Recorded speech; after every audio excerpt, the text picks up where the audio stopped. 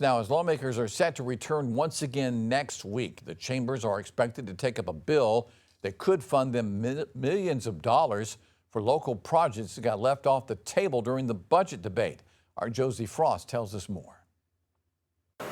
There are hundreds of millions of dollars that went unused in this year's state budget after lawmakers failed to come to a compromise on earmarks. But they can still fund those local projects if both chambers can pass a separate appropriations bill when they return.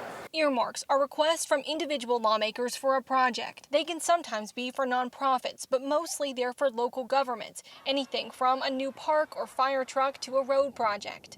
All of these types of projects that,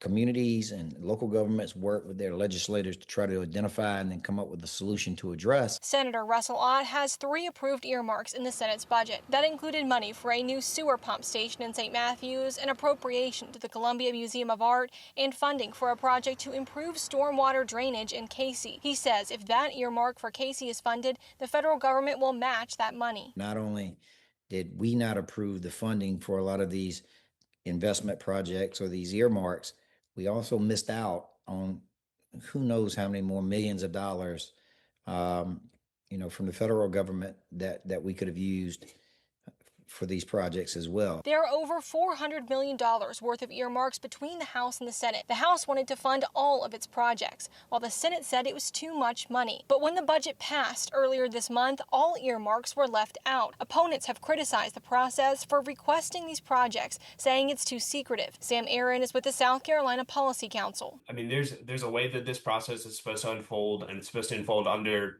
public scrutiny so people can see it and take issue if there's issue, or cheer something if there's something that they like about the budget. He says moving forward with the earmarks now in a separate bill after the budget is finalized raises concerns. I think that the budget process is not supposed to be a series of do-overs, and if we can't come to terms on it, we'll just wait and figure it out later.